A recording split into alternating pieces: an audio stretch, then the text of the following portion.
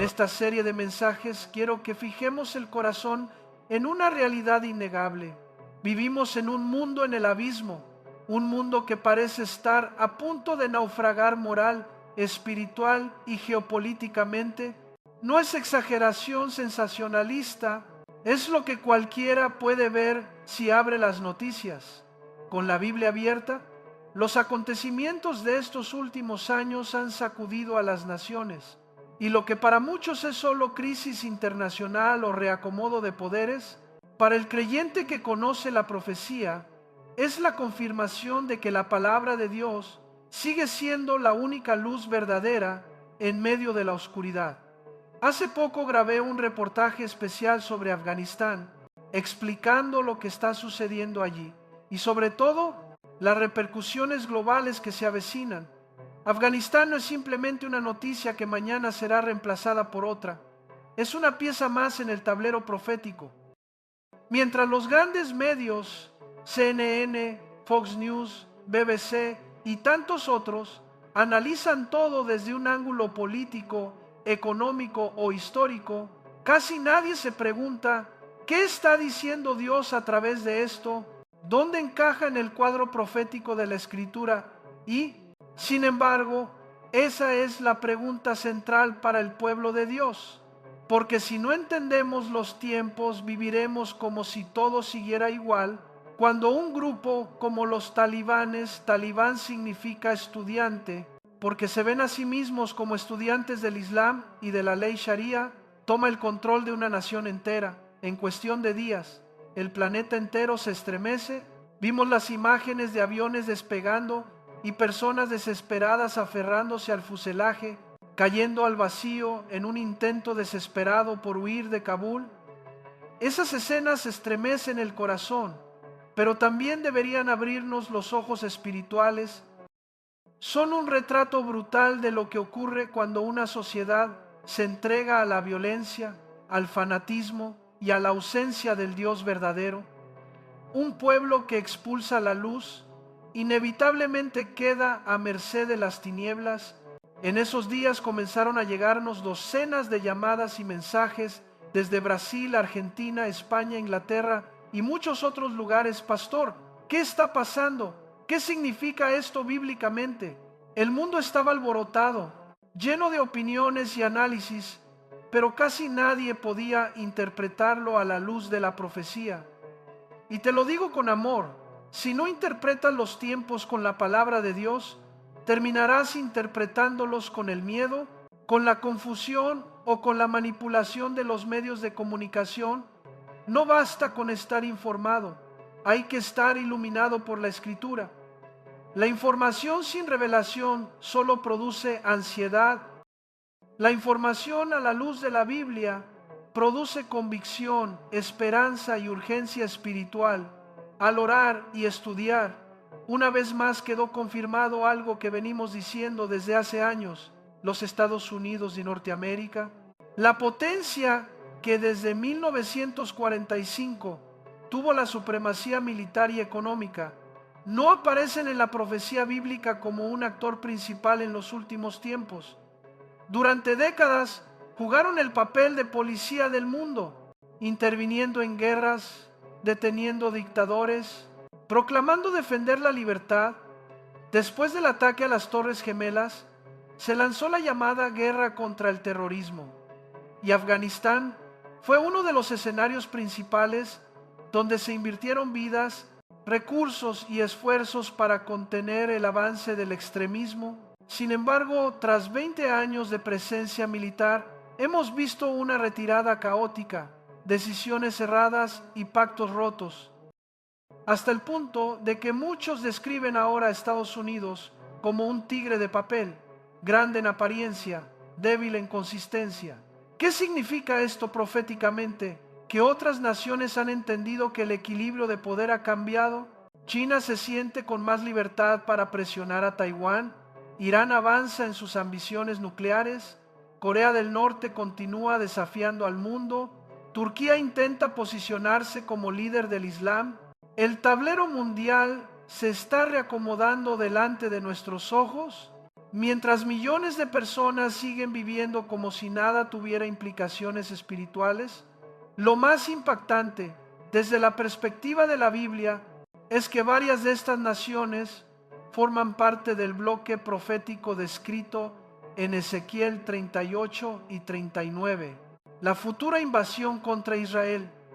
Y mientras eso ocurre, ¿qué pasa con Israel? La nación que resucitó en 1948 como Estado soberano se ve hoy cada vez más aislada y vulnerable. El patito feo de las naciones vuelve a quedar expuesto, rodeado de enemigos, cuestionado por organismos internacionales, señalado por la opinión pública. Si la gran potencia occidental se debilita y no aparecen las profecías del tiempo final, y al mismo tiempo Israel queda rodeada por hostilidad, no estamos viendo exactamente el escenario que la Biblia anticipó desde hace siglos. Esto no solo habla de geopolítica, habla de algo mucho más profundo. El mundo se está preparando, consciente o inconscientemente, para el escenario de los últimos días. Las alianzas se mueven, las fronteras se tensan, los discursos se radicalizan y en medio de todo, la Iglesia de Cristo no puede darse el lujo de dormirse. Los cascos de los jinetes del Apocalipsis ya se escuchan a la distancia. La voz del novio, Jesucristo, resuena en el espíritu de la Iglesia. Prepárate, no una vez, no dos, sino una y otra vez. Prepárate. Esta no es la hora de un cristianismo superficial, de apariencia, de domingo solamente. Es la hora de examinar si nuestra fe es verdadera, si hemos nacido de nuevo, si vivimos en obediencia o si solo llevamos una etiqueta religiosa, porque así como una nación puede cambiar de rumbo en cuestión de horas, así la vida de una persona puede cambiar en un instante. Un diagnóstico médico, una llamada inesperada, un accidente, una crisis económica. Dios no necesita mucho tiempo para recordarnos lo frágiles que somos. Jesús advirtió que el día final vendrá como lazo sobre todos los que habitan sobre la faz de la tierra, de repente, sin avisar, cuando muchos estén distraídos por los afanes de la vida, por la glotonería, por la embriaguez, por la obsesión de vivir sin pensar en la eternidad, vivir como si nunca fuéramos a morir. Es una de las grandes mentiras de este siglo. La Biblia nos habla de señales en el sol, en la luna y en las estrellas, y de naciones en angustia, confundidas ante el rugido del mar y de las olas. Hombres que desfallecen de terror por la expectación de las cosas que vendrán sobre la tierra. Y en medio de ese panorama el Señor nos da una orden clara y misericordiosa: velad en todo tiempo, orando para que seáis tenidos por dignos de escapar de todas estas cosas y de estar en pie delante del Hijo del Hombre. No es un llamado a la paranoia, sino a la vigilancia y a la santidad. No es un llamado a esconderse del mundo, sino a caminar en el mundo con la mirada puesta en Cristo, con este trasfondo. Quiero que miremos ahora un pasaje clave del Antiguo Testamento, Isaías capítulo 24. Muchos lo han llamado el Apocalipsis de Isaías, porque allí el profeta no habla de un juicio local, sino del juicio de Dios sobre toda la tierra. Isaías ve al Señor vaciando la tierra, trastornando su faz, esparciendo a sus moradores y dejando claro que nadie queda fuera. Pueblo y sacerdote, siervo y amo, comprador y vendedor, todos alcanzados por la misma realidad. Es el retrato del final de un sistema mundial que ha vivido de espaldas a Dios, confiando en su propia sabiduría y burlándose de los mandamientos del Señor. Pero el mismo pasaje nos revela las causas profundas de ese juicio. Isaías dice que la tierra se contaminó bajo sus moradores porque traspasaron las leyes, falsearon el derecho y quebrantaron el pacto eterno. Es decir, el problema del mundo no es solo ecológico, ni solo político, ni solo económico. La raíz es espiritual y moral. El ser humano decidió vivir sin Dios, contra Dios y burlándose de Dios. Por eso la creación gime, por eso las estructuras se tambalean, por eso la historia se dirige hacia un punto de quiebre. No es solo cambio climático, es cambio moral, no es solo crisis del sistema, es rebelión contra el Creador. Aquí es donde el mensaje deja de ser simple análisis profético y se convierte en un llamado personal. El mismo pecado que destruye naciones puede estar destruyendo tu casa. La misma rebeldía que llena las calles puede estar en tu corazón. El mismo desprecio por la ley de Dios que vemos en los gobiernos puede manifestarse en tu vida diaria, en tus decisiones, en lo que toleras, en lo que justificas. Y si no reaccionas, si no vuelves al Señor, si no regresas a la palabra, un día escucharás también la voz de Dios diciendo: hasta aquí, hoy la puerta de la gracia está abierta. Mañana podría cerrarse para ti. Por eso, antes de seguir avanzando, deja que el Espíritu Santo te haga esta pregunta: ¿estás preparado para encontrarte con tu Dios? No te hablo de religión, te hablo de salvación. No te hablo de tradiciones, te hablo de una fe viva en Jesucristo. En un mundo que se hunde, lo único que permanece firme es la roca de la palabra de Dios y la obra consumada de Cristo en la cruz. Aférrate a Él mientras todavía se llama hoy. Cuando Isaías, inspirado por el Espíritu Santo, escribe el capítulo 24, no está describiendo simplemente una tragedia local o una invasión particular. No es solo Asiria, no es solo Babilonia, es algo mucho más grande. Por eso muchos estudiosos lo han llamado el Apocalipsis de Isaías, porque allí se anuncia el juicio final de Dios sobre el sistema mundial que ha vivido rebelado contra él. Escucha de nuevo la fuerza del lenguaje. He aquí que Jehová vacía la tierra, la desnuda, trastorna su faz y hace esparcir a sus moradores. Es como si Dios tomara el planeta, lo sacudiera, y todo lo que el ser humano consideraba estable se viniera abajo. Y lo primero que el texto subraya es: ¿quién es el que juzga? No son las fuerzas de la naturaleza por sí mismas, no es el azar, no es una simple venganza de la tierra. El agente del juicio es Dios mismo.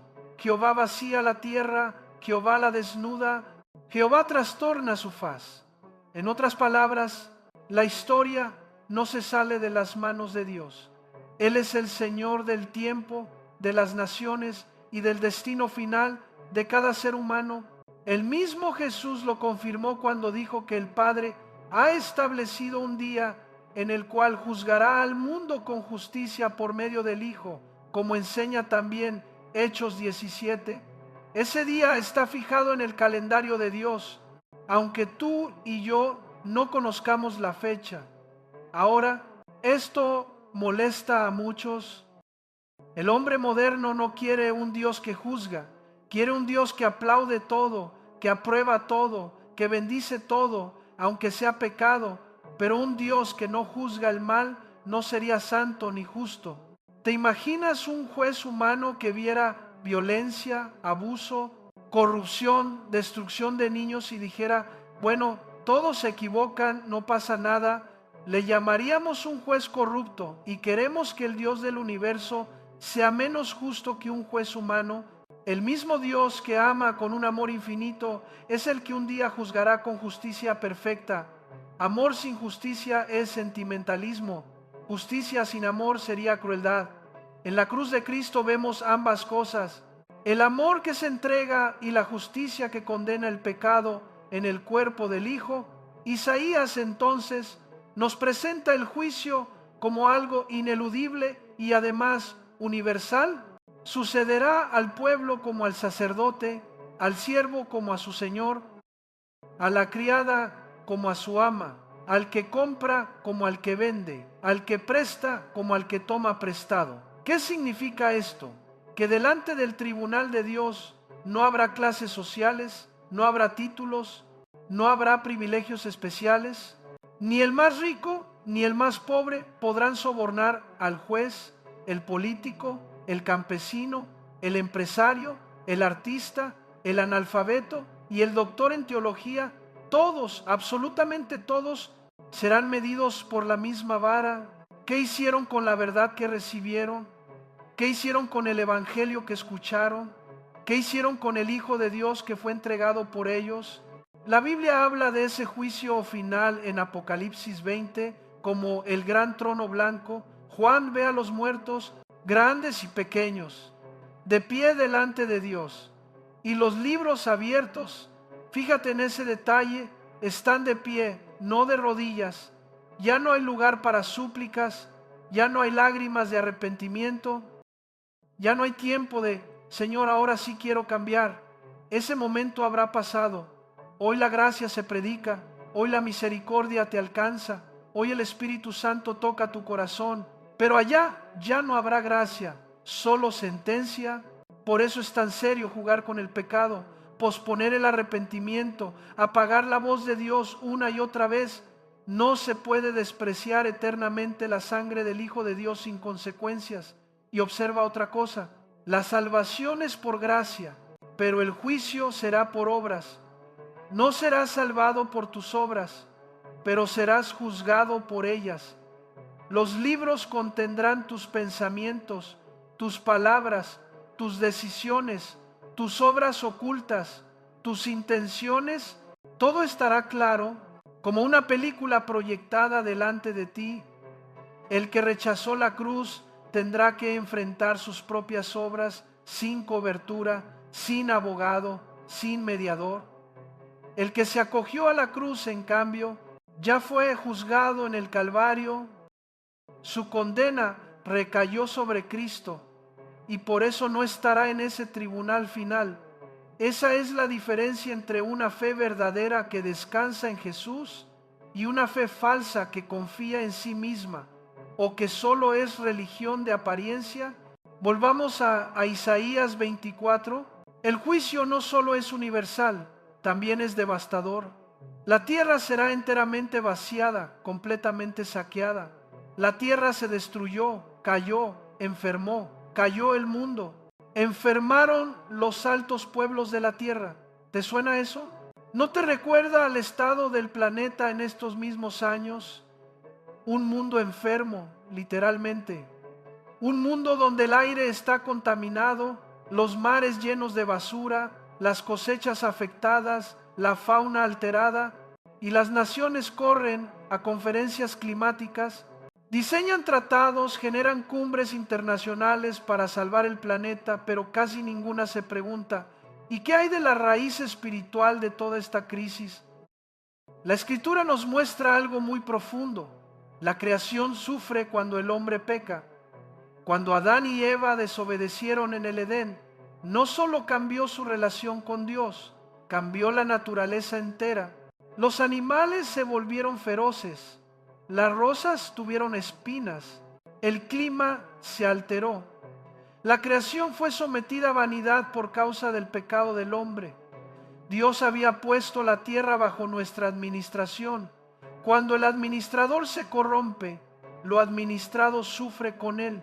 Por eso la Biblia conecta la contaminación moral con la contaminación ambiental. Mientras más lejos de Dios camina la humanidad, más se desajustan los sistemas de la creación que Él diseñó. Hoy, los expertos señalan causas técnicas, hidrocarburos, emisiones, explotación desmedida. Y sí, todo eso cuenta, pero lo que casi nadie quiere reconocer es que detrás de ese abuso de la naturaleza hay avaricia, idolatría, codicia, materialismo, desprecio por los principios de Dios. Eso no se corrige solo con paneles solares y acuerdos políticos. Se corrige con arrepentimiento, con un corazón vuelto al Creador. La tierra gime porque el hombre ha traspasado las leyes, ha falseado el derecho, ha quebrantado el pacto eterno. ¿Y dónde encajan tú y tu casa en todo esto? No es solo un gran panorama mundial para que digas, qué interesante. Es un espejo donde Dios te pregunta, ¿Estás viviendo conforme a mis leyes o las has traspasado? ¿Eres una persona que ama la verdad o la has falseado? ¿Honras el pacto con Dios, con tu cónyuge, con tu familia, o lo has quebrantado? El juicio empieza por la casa de Dios. Antes de señalar al mundo, el Espíritu Santo nos llama a revisar nuestro propio corazón. Un mundo en el abismo está hecho de millones de vidas en el abismo, de matrimonios al borde del colapso, de conciencias endurecidas, de jóvenes esclavos de la inmoralidad, de cristianos de papel que conocen versículos pero no conocen a Dios. Quizá tú has vivido así, asistiendo a la iglesia, cantando coros, escuchando predicaciones, pero sin tomar en serio la palabra. Tal vez incluso participas en actividades, sirves, pero tu Biblia está cerrada, tu vida de oración está muerta, y cuando escuchas hablar del juicio de Dios, te incomoda, te molesta, te hace cambiar de tema. Déjame decirte algo con amor y firmeza. Necesitas despertar. No fuiste llamado a un cristianismo superficial, sino a caminar en santidad en medio de una generación perversa. No puedes seguir con una fe que solo funciona cuando todo va bien. Necesitas una fe que se mantenga en pie cuando el mundo se tambalea. Mira a tu alrededor. En menos de 2 años, una pandemia trastornó la economía, la política, la salud y la conducta de las naciones. En 48 horas, un grupo terrorista humilló al ejército más poderoso del mundo. ¿De verdad crees que tu vida está en tus manos? ¿De verdad piensas que puedes seguir posponiendo a Dios para más adelante? Tal vez la próxima noticia que escuches no será sobre Afganistán ni sobre otra nación. Será sobre ti. Un diagnóstico, un accidente, una crisis personal, y en ese momento solo importará una cosa. ¿Estás reconciliado con Dios por medio de Jesucristo? La voz de Dios resuena con claridad. Prepárate para encontrarte conmigo. Ese es el llamado, no para que vivas con miedo, sino para que vivas con temor de Dios, con convicciones firmes, con una fe verdadera que te sostenga cuando todo se venga abajo. La fe que salva no es emoción pasajera, no es una oración mecánica, no es una tradición heredada, es una entrega total a Cristo, es confiar en su sangre, es someter la vida a su señorío. Esa fe te mantendrá en pie en los últimos días. Cuando Isaías explica por qué la tierra ha llegado a esta condición, el Espíritu Santo nos da 3 razones muy claras. Porque traspasaron las leyes, falsearon el derecho y quebrantaron el pacto sempiterno. No es un juicio caprichoso, es la consecuencia de una rebelión prolongada. No es que Dios un día se levantó de malas, es que la humanidad lleva siglos despreciando su diseño, torciendo sus mandamientos y pisoteando los pactos que Él estableció para nuestra protección. Primero, dice el texto, traspasaron las leyes.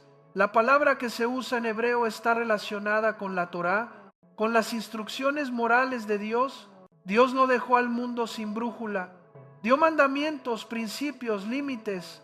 Los 10 mandamientos no son caprichos religiosos, son la estructura moral mínima para que una sociedad no se destruya. Honrar a Dios, respetar a los padres, no matar, no adulterar, no robar, no mentir, no codiciar. Pero, ¿qué hizo la humanidad? Exactamente lo contrario. Cambió la verdad por la mentira, llamó libertad a la esclavitud, al pecado, bautizó la rebelión con nombres bonitos. Eso es lo que Pablo describe en Romanos 1. Habiendo conocido a Dios, no le glorificaron como a Dios, sino que se envanecieron en sus razonamientos. En otras palabras, dijeron, no queremos que Dios nos diga cómo vivir. Nosotros decidimos lo que está bien y lo que está mal. Ese espíritu lo vemos hoy en frases que parecen inofensivas, pero que revelan una raíz de rebelión. Cada quien tiene su verdad. Mientras no hagas daño a nadie, todo está bien. Dios me ama como soy, aunque no cambie nada, y entonces se legaliza lo que Dios llama pecado Se protege lo que la Biblia denuncia. Se ridiculiza lo que la Escritura honra. No es solo que el mundo peque, siempre ha pecado. Es que ahora se llama bien a lo que Dios llama mal, y se llama mal a lo que Dios llama bien. Esa es la profundidad de la apostasía de los últimos días. En segundo lugar, Isaías dice que falsearon el derecho. Aquí entra la dimensión política, judicial, gubernamental. Dios estableció autoridades para frenar el mal, para proteger al inocente, para castigar al que hace lo malo. Pero ¿qué pasa cuando los mismos que deberían defender la justicia se venden, se corrompen, usan su poder para enriquecerse mientras el pueblo sufre? Lo vimos recientemente en Afganistán, un presidente que huye con millones de dólares mientras su nación es entregada a un régimen brutal. Lo vemos en tantos países donde los que juran servir a la nación usan el cargo para saquearla. Y no es un problema de una cultura o de una ideología, es la corrupción del corazón humano sin Dios. La Biblia habla de una gangrena moral que penetra las instituciones, jueces que venden sentencias, senadores que legislan para sus intereses, magistrados que llaman justicia a lo que es un atropello. Millones de personas sienten que no hay a quien acudir, que el sistema está podrido desde dentro. Eso es falsear el derecho, usar lo que Dios diseñó para proteger al débil como arma para oprimirlo. Y cuando una nación, una tras otra, se entrega a este tipo de corrupción, el juicio no puede tardar. Dios es paciente, pero no es indiferente. Él ve la sangre derramada, ve la mentira institucionalizada, ve la violencia y dice basta. Pero la tercera razón que da Isaías es quizá la más profunda. Quebrantaron el pacto sempiterno. ¿Cuál es ese pacto? Entre otros, el primer pacto que Dios estableció en la tierra, el pacto del matrimonio. Antes de gobiernos, de escuelas, de ejércitos, Dios creó un hombre y una mujer y los unió en una sola carne. Como leemos desde Génesis en Malaquías 2, Dios dice que es testigo entre el hombre y la mujer de su juventud y denuncia la deslealtad, la traición, la doble vida. La palabra hebrea que se usa allí, bagad, significa actuar encubiertamente, engañar, ser infiel, decir te amo mientras el corazón ya está con otra persona. Dios toma en serio el matrimonio. No es un contrato social que se rompe cuando se acaba el sentimiento. Es un pacto delante del cielo. ¿Y qué ha hecho nuestra generación? Ha trivializado el pacto, divorcios en masa, adulterio normalizado, infidelidad celebrada en las series, en las canciones, en la cultura. Se habla de parejas abiertas, de relaciones líquidas, de amor libre. Pero ¿dónde queda la fidelidad? El compromiso, la palabra dada delante de Dios. El pacto sempiterno ha sido pisoteado y con él se hiere el corazón de millones de hijos, se destruyen hogares, se profundiza la orfandad emocional. A esto se suma la confusión sexual de nuestros tiempos. Romanos 1 anuncia que cuando una sociedad rechaza a Dios, Él la entrega a pasiones vergonzosas. Se cambia el uso natural, se distorsiona la identidad, se pierde el sentido de lo que Dios diseñó. La Biblia es muy clara. Dios creó varón y hembra, dos sexos, dos identidades biológicas y complementarias. El diseño de Dios no es confuso, pero el corazón humano herido por el pecado sí se confunde.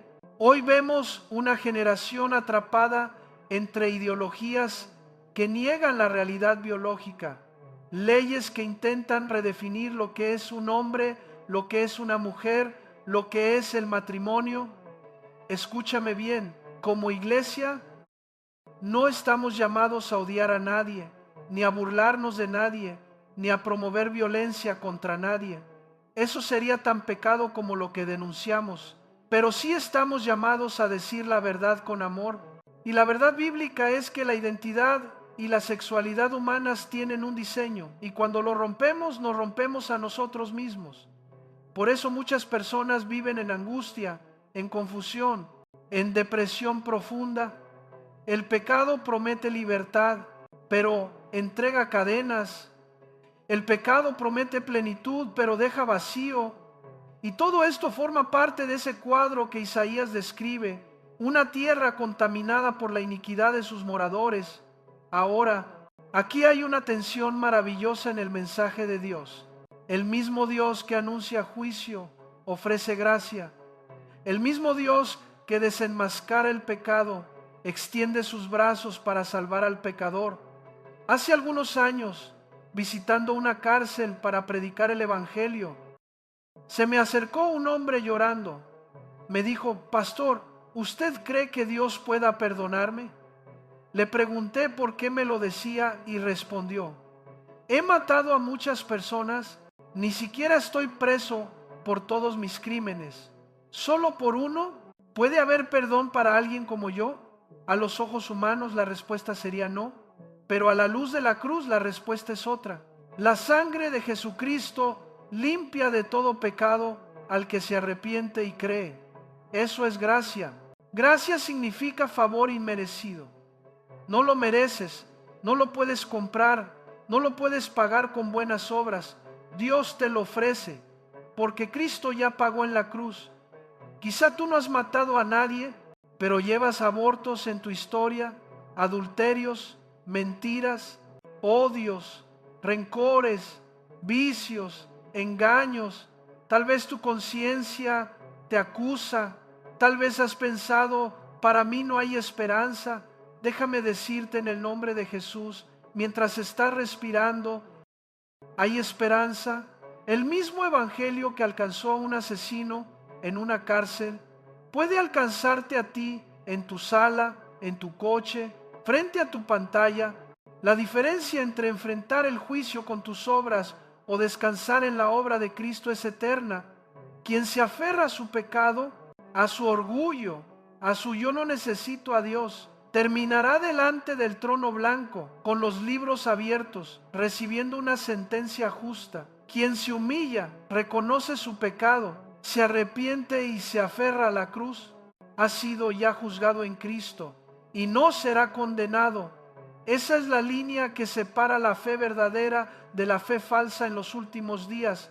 La fe falsa se contenta con decir «yo creo en Dios», mientras vive como si Él no existiera.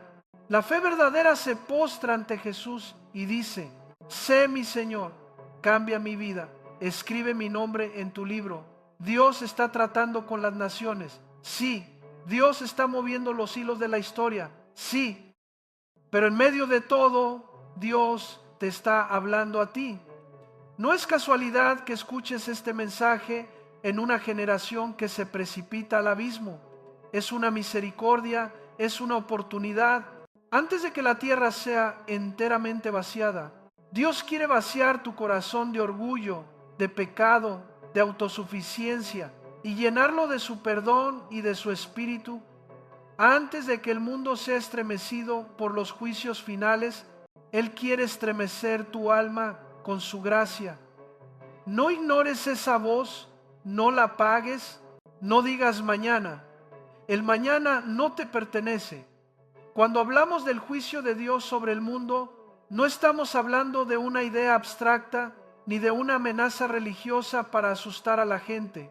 La Biblia describe un día concreto, un tribunal real, una escena final, donde toda la historia humana será puesta a la luz. El profeta Isaías anuncia que la tierra será vaciada, trastornada, sacudida.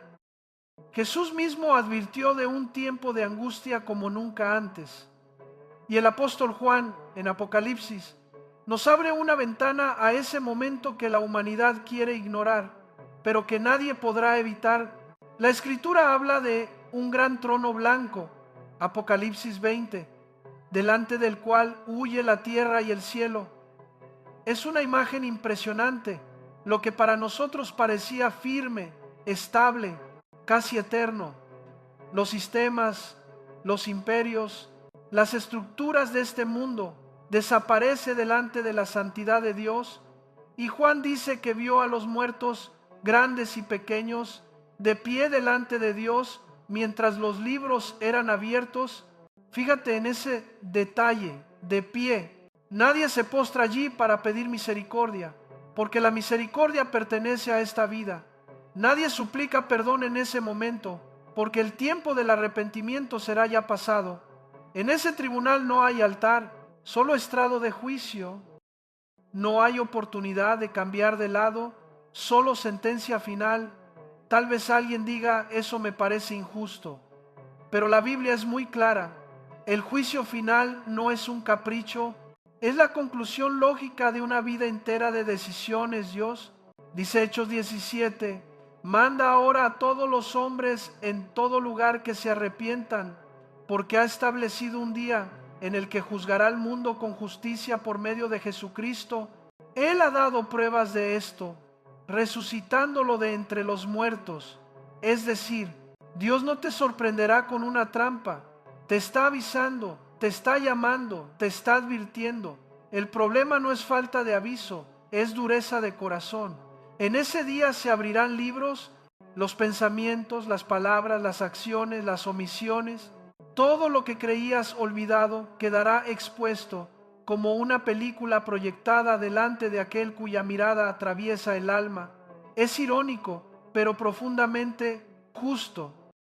La salvación es por gracia, sin obras, pero el juicio será según las obras. Lo que rechazaste por gracia tendrás que enfrentar por justicia.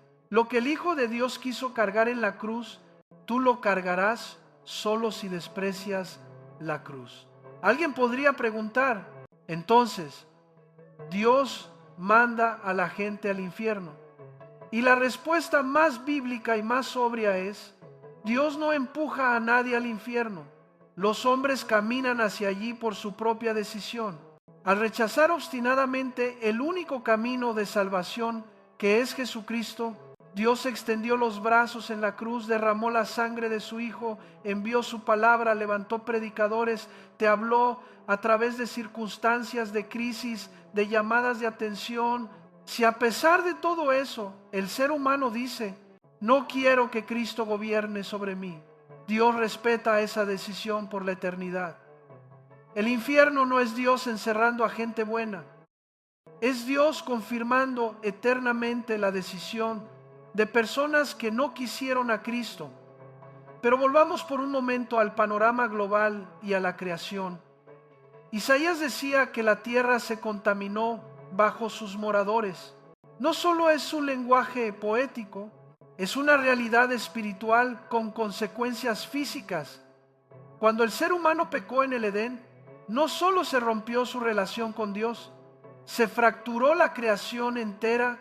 Antes del pecado, el mundo era armonioso, los animales no eran fieras, las plantas no tenían espinas, no había tormentas destructivas ni terremotos devastadores. Pero cuando Adán y Eva desobedecen, la maldición entra en la tierra, se altera la genética de los animales, la naturaleza comienza a volverse contra el hombre, aparece el dolor, el sudor, la enfermedad, la muerte. Desde entonces, la creación gime, como dice Romanos 8, esperando ser liberada de la esclavitud de corrupción. El libro de Job nos da otra perspectiva fascinante. En Job 36:37 se dice que el trueno manifiesta la indignación de Dios, que las nubes se mueven por sus designios, que la lluvia puede venir unas veces como misericordia, otras como corrección, otras como azote. Es decir, fenómenos que el mundo describe solo como clima, tienen también muchas veces un mensaje espiritual. La lluvia que riega los campos y hace crecer el alimento es un acto de bondad de Dios. Las inundaciones que arrasan naciones pueden ser advertencias para una generación que se burla de Él. No todo desastre es juicio directo, pero toda crisis es un llamado a reflexionar. Hoy escuchamos hablar de crisis climática, calentamiento global, emergencia ambiental. Gobiernos, científicos y activistas se reúnen para discutir metas de carbono, energías renovables, acuerdos internacionales, y no negamos que haya responsabilidad humana en el mal uso de los recursos. Pero lo trágico es que casi nadie se atreve a tocar la verdadera raíz espiritual, el pecado. ¿Quieren salvar el planeta sin dejar el pecado que lo enferma? Pretenden limpiar la atmósfera mientras ensucian la moral. Se escandalizan por la contaminación del océano, pero aplauden la contaminación del alma. Es como querer curar una gangrena con perfume. La Biblia nos muestra un principio constante. Mientras más crece la iniquidad, más sufre la creación. Mientras una generación incrementa su rebeldía, la tierra gime más fuerte. Por eso la solución no es solo tecnológica ni política, es espiritual. No se trata de que ignores tu responsabilidad ecológica, pero sí de que entiendas que nada cambiará de fondo si el corazón humano sigue esclavo del pecado. Puedes reciclar plástico, pero si no reciclas tu vida en Cristo, seguirás igual de perdido. Puedes plantar árboles, pero si tu corazón sigue seco, seguirás vacío aunque vivas rodeado de bosques. Y en medio de este cuadro, juicio inminente, planeta contaminado, estructuras corruptas, pacto matrimonial roto, Dios pronuncia una palabra que atraviesa los siglos. Prepárate para encontrarte con tu Dios. No es un eslogan religioso, es una urgencia eterna. Cualquier noticia puede cambiar tu agenda en 24 horas. Un diagnóstico médico, un accidente, una llamada inesperada. Puedes estar planeando los próximos 10 años y no saber que te quedan 10 días. Eso no es para vivir con pánico, sino con sobriedad. El Evangelio no es un mensaje de terror, es una invitación a dejar de vivir engañado. Por eso, más que preocuparte solo por lo que viene sobre las naciones, pregúntate qué viene sobre tu alma. Más que obsesionarte con quién será el próximo líder mundial, pregúntate quién gobierna tu corazón hoy. Más que calcular fechas proféticas en un calendario, examina si de verdad has nacido de nuevo, si Cristo es tu Señor, si tu nombre está escrito en el libro de la vida. Porque el que no está en ese libro, dice Apocalipsis, será lanzado al lago de fuego. Y eso no se resuelve con religión, ni con buena conducta, ni con emoción pasajera. Solo se resuelve a los pies de la cruz, reconociendo a Jesús como único Salvador. Mientras el mundo se desliza hacia el abismo, Dios sigue hablando. Mientras los jinetes del Apocalipsis se preparan, la gracia sigue abierta. Mientras las naciones se alinean para el cumplimiento de Ezequiel 38, el Espíritu Santo sigue convenciendo de pecado, de justicia y de juicio. Y la gran pregunta no es si todo esto es real, lo es. La gran pregunta es, ¿qué harás tú con lo que estás escuchando? ¿Seguirás viviendo como si nada fuera a pasar? ¿Te taparás los oídos con entretenimiento, redes sociales, trabajo, dinero, placeres? ¿O te detendrás, te humillarás y dirás, Señor, ya entendí, necesito ser salvo? No olvides esto, la fe verdadera en los últimos días no es solo creer que Cristo viene, es vivir como si pudiera venir hoy. La fe falsa dice, algún día me arreglaré con Dios. La fe verdadera se arrodilla ahora. La fe falsa se refugia en excusas. Soy débil, así soy, Dios sabe. La fe verdadera se refugia en la sangre de Cristo y deja de justificar su pecado. La fe falsa es religiosa, sabe versículos, canta, asiste a cultos. La fe verdadera obedece, se arrepiente, perdona, deja el doble juego, rompe con el pecado. Aunque duela en estos tiempos finales, esa diferencia será más clara que nunca. ¿Y tú en cuál lado estás? Hemos visto que Dios no solo gobierna la historia, sino que también sostiene el universo por leyes precisas. No es casualidad que existan la ley de la gravitación, las leyes del electromagnetismo, las leyes de la termodinámica. Gracias a ese orden existe la ciencia. Los astrónomos pueden calcular órbitas, eclipses, trayectorias de cometas, porque el cosmos no es un caos, es un sistema diseñado. La Tierra gira en 24 horas, orbita alrededor del Sol en un tiempo definido. El Sol pierde energía de manera medible. Todo está sujeto a procesos que apuntan a una dirección.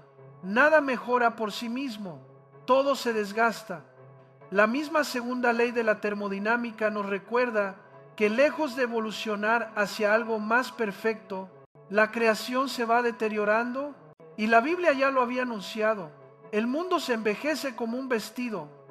Así como Dios estableció leyes físicas que nadie puede violar impunemente si saltas de un edificio. No importa lo que creas, la gravedad actúa. También estableció leyes morales. Y aquí es donde el ser humano se revela. Aceptamos que hay leyes matemáticas, científicas, biológicas, pero cuando Dios dice que también hay diseño en la sexualidad, en la familia, en la verdad, en la justicia, el hombre moderno responde: ahí no te metas, Señor, yo decidiré lo que está bien y lo que está mal. Eso no es progreso, es repetir el pecado de Génesis 3, seréis como Dios. Romanos 1 nos presenta el diagnóstico más profundo de nuestra generación. Pablo dice que los hombres, habiendo conocido a Dios por medio de la creación, no le glorificaron como a Dios, ni le dieron gracias. En lugar de reconocer que hay un Creador sabio y bueno, se envanecieron en sus razonamientos, se hicieron necios, cambiaron la gloria del Dios incorruptible por imágenes, por ídolos, por sustitutos. Hoy ya no adoramos estatuas de piedra tanto como antes, pero idolatramos el éxito, el cuerpo, el dinero, la fama, la ideología, la tecnología. El corazón sigue siendo idólatra, solo cambió el tipo de ídolo. Y cuando el hombre insiste en cambiar la verdad de Dios por la mentira, la Biblia dice que Dios los entrega. Esto es tremendo.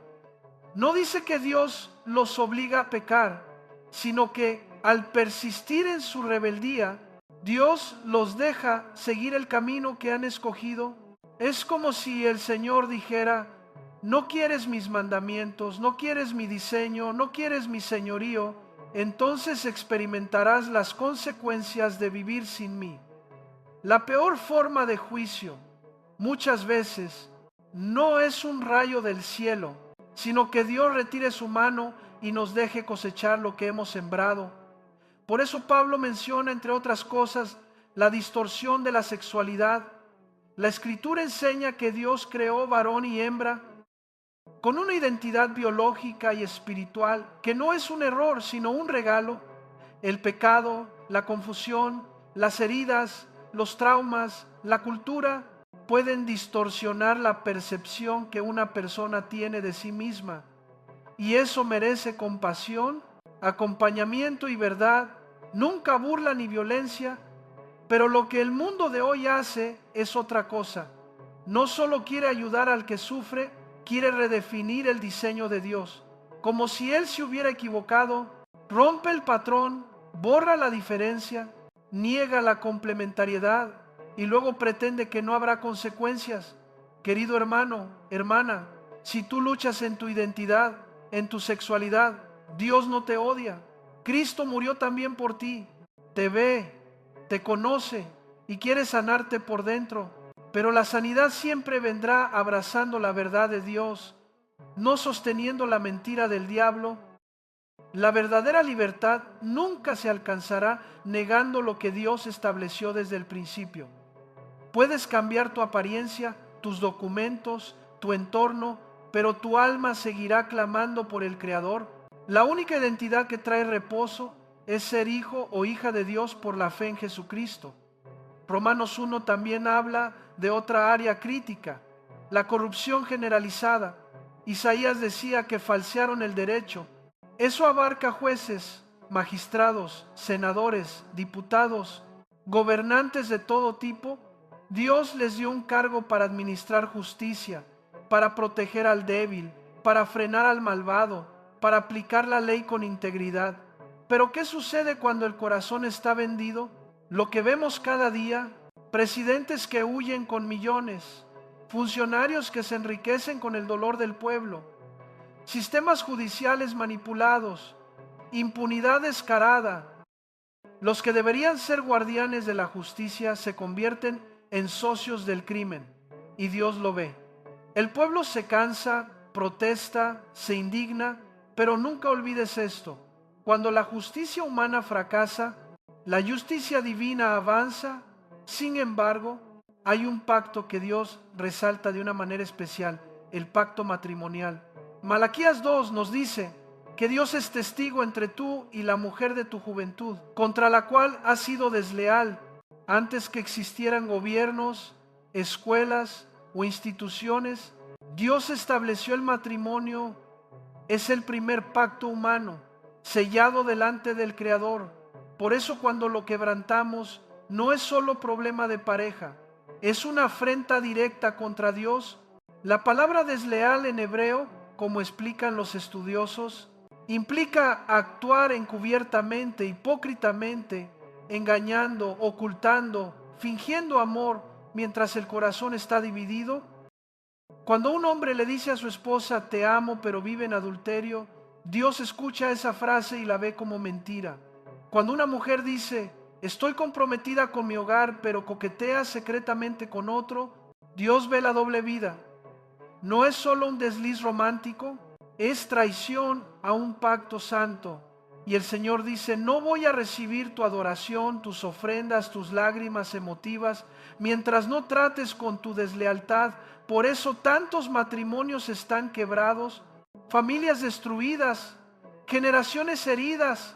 No podemos pedirle a Dios que sane nuestra casa mientras protegemos nuestro pecado.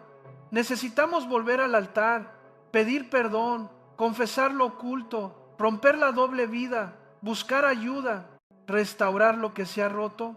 Sí, es doloroso, sí, hay consecuencias, pero es 1000 veces mejor enfrentar el dolor del arrepentimiento ahora que el dolor del juicio después. He visto a través de los años cómo Dios puede tomar un matrimonio al borde del divorcio. Dos corazones llenos de resentimiento, infidelidad, mentiras, y cuando ambos se humillan de verdad, cuando reconocen su pecado y se rinden a Cristo, el Espíritu Santo hace algo sobrenatural. Vuelve a encender el amor que parecía muerto, sana la confianza poco a poco, restaura la dignidad, repara lo que nadie más podía reparar. Eso solo lo puede hacer la gracia, y esa misma gracia está hoy a tu alcance. Tal vez mientras escuchas estas palabras, el Espíritu Santo te está señalando áreas específicas, una relación que no agrada a Dios, un pecado oculto en tu vida moral, una doble vida en tu matrimonio, prácticas que justificas pero sabes que no son rectas. No endurezcas tu corazón, no digas luego, cuando esté más estable, cuando se calmen las cosas. Ese luego es la palabra favorita del diablo. Dios siempre habla en tiempo presente. Hoy, si oyes su voz, no endurezcas tu corazón. Recuerda, vivimos en un mundo al borde del abismo. Las profecías se cumplen, las naciones se alinean, el planeta gime, la maldad se normaliza, la verdad es ridiculizada, pero en medio de todo, Dios sigue extendiendo su mano. El mismo que juzgará al mundo con justicia, hoy ofrece gracia. El mismo que un día abrirá los libros, hoy abre sus brazos. El mismo que un día dirá apartaos de mí, hoy te dice venid a mí. La diferencia estará en qué haces con Jesucristo ahora. No te engañes. Asistir a una iglesia, tener una Biblia en casa, identificarte como cristiano no te salva.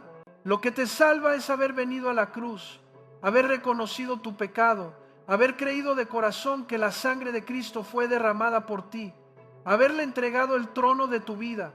Y si eso no ha pasado, ese es el momento. No cuando el anticristo aparezca, no cuando Israel esté rodeado, no cuando el mundo entre en pánico hoy, aquí donde estás.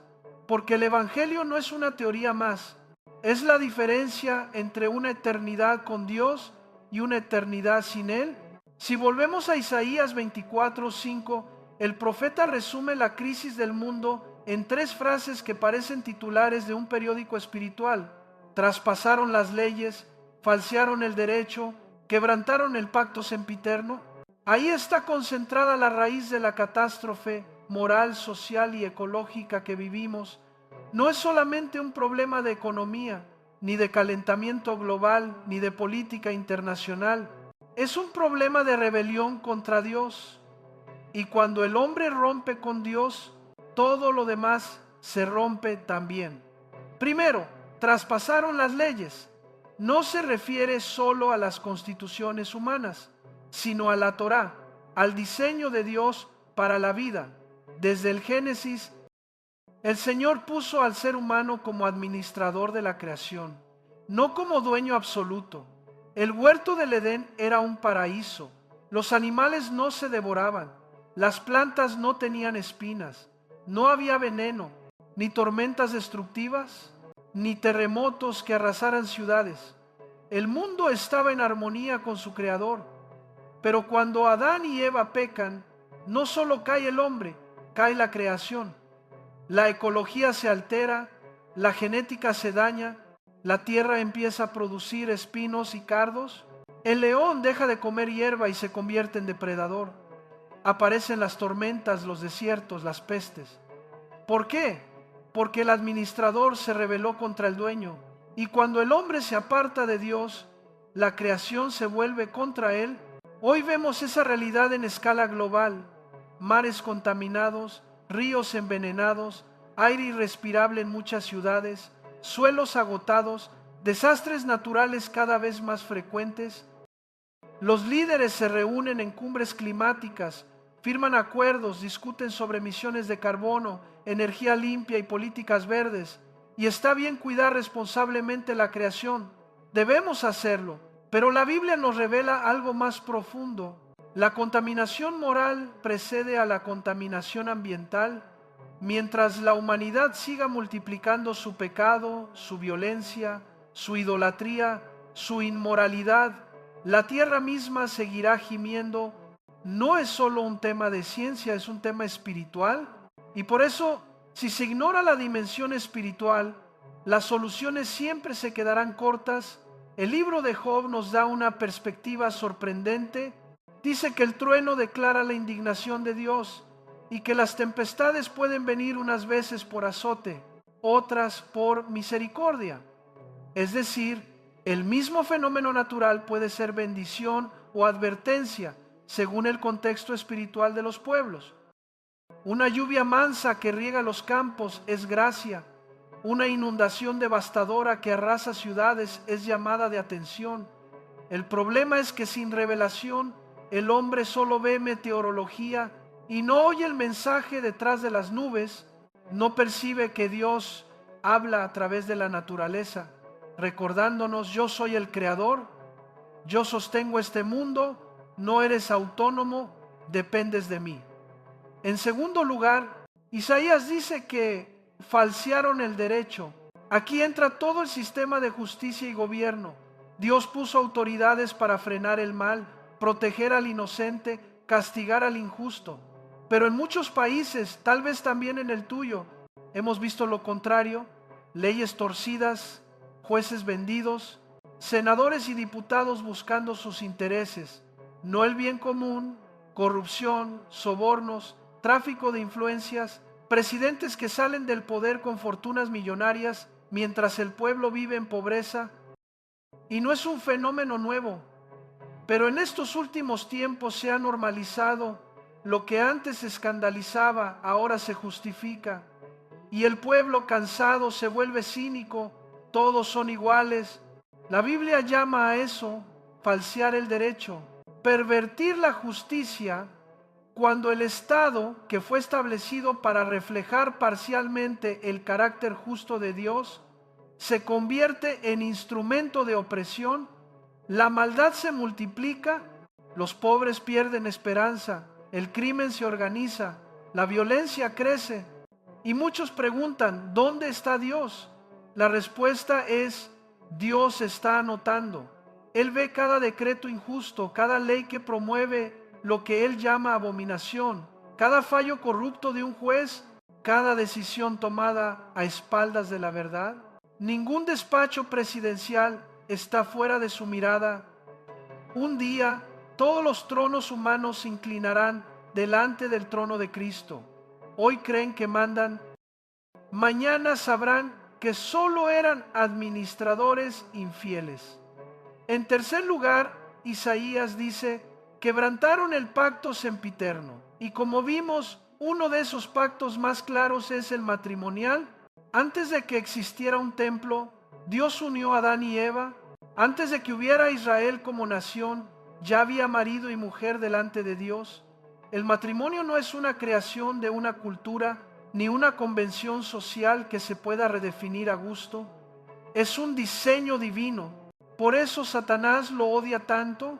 Sabe que si destruye matrimonios, destruye familias. Si destruye familias, hiere generaciones. Si hiere generaciones, contamina naciones enteras. La deslealtad en el matrimonio no es un detalle menor. El término hebreo que describe esta infidelidad implica engaño, encubrimiento, hipocresía delante de Dios. No es solo un error, ni un desliz, ni una aventura. Es romper un pacto sagrado. Por eso hay tanta consecuencia emocional, espiritual y aún física cuando se pisa esta área, dolores profundos, traumas, hijos heridos, heridas que duran años. Dios puede sanar, sí, pero primero hay que reconocer la gravedad del pecado. No se trata de condenar al que ha caído y se arrepiente. Se trata de abrir los ojos de los que siguen jugando con fuego. Vivimos en una época en la que todo se relativiza: el sexo, el matrimonio, la verdad, la honestidad. Se normaliza el adulterio en las series, en las canciones, en las redes. Se glamoriza el pecado, pero el cielo no ha cambiado su estándar. El mismo Dios que habló por Isaías sigue hablando hoy, y su palabra es la misma: arrepiéntanse. No es una invitación a la culpa estéril, sino al cambio real. Dios no quiere aplastarte, quiere transformarte. No te señala para destruirte, sino para que corras a la cruz y seas restaurado. Por eso digo con todo mi corazón, el mundo está enfermo. Lo ves en los titulares, en las guerras, en la ideología, en la violencia doméstica, en la pornografía que inunda la red, en los niños creciendo sin padre, en la ansiedad y la depresión disparadas en los jóvenes. Y sin embargo la mayoría sigue viviendo como si nada.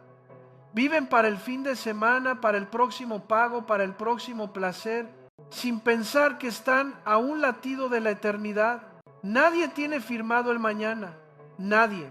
Podrías planear tus vacaciones y no llegar a ellas. Podrías estar pensando en tu retiro y partir mucho antes. La muerte no manda aviso, por eso la Biblia insiste: prepárate para encontrarte con tu Dios. No se trata de vivir paranoico, se trata de vivir despierto. Si supieras que te quedan 6 meses de vida, ¿qué cambiarías hoy? ¿A quién perdonarías? ¿De qué pecado te apartarías? ¿Qué decisiones ya no postergarías? ¿Qué cuentas arreglarías con Dios y con tu familia? Pues escucha, no sabes si tienes 6 meses, 6 años o 6 días. Lo único que tienes seguro es este momento, y en este momento el Espíritu Santo te llama. No ignores esa voz interior que te dice: es para ti. No digas: ojalá lo oiga mi marido, mi esposa, mi hijo, mi pastor. No, es Dios hablándote a ti, a tus secretos, a tus miedos, a tus pecados, a tu cansancio, a tus heridas, a tu doble vida. Él te ama demasiado como para dejarte tranquilo en el camino de destrucción. Por eso te incomoda, te confronta, te hace ver la realidad de este mundo en el abismo, no para aplastarte, sino para rescatarte antes de que sea tarde, hermano. Hermana, no salgas de este mensaje igual que entraste. No digas simplemente, qué fuerte la predicación, qué interesante la profecía, qué impactante lo de Israel y las naciones. Si todo eso no te lleva a tus rodillas, hemos perdido el tiempo. La verdadera evidencia de que el Espíritu Santo te habló no es que entiendas más, es que obedezcas más, es que haya arrepentimiento, cambios concretos, decisiones firmes. Dios está buscando hombres y mujeres de convicciones, no cristianos de papel. La pregunta es, ¿serás tú uno de ellos? Cuando Pablo escribe en Romanos 1, no lo hace como un moralista amargado, ni como un religioso que se siente superior. Lo hace como un profeta que ve con ojos espirituales hacia dónde se dirige una humanidad que decide vivir sin Dios. Él describe una cadena. Primero el hombre conoce a Dios por la creación, pero no le glorifica como Dios. Luego cambia la verdad por la mentira. Después adora a la criatura antes que al Creador. Y finalmente Dios los entrega a pasiones vergonzosas. Es decir, si insistes en vivir sin Dios, Dios no te obligará a amarlo, te deja seguir tu camino, pero ese camino tiene consecuencias devastadoras, especialmente en la sexualidad, en la identidad, en la mente y en el alma. Vivimos en una generación donde se ha declarado guerra abierta al diseño de Dios. No basta ya con decir, no creo en Dios. Ahora se pretende redefinir lo que significa ser hombre, ser mujer, ser familia. Se llama progreso a lo que la Biblia llama confusión. Se presenta como libertad lo que muchas veces es esclavitud interior.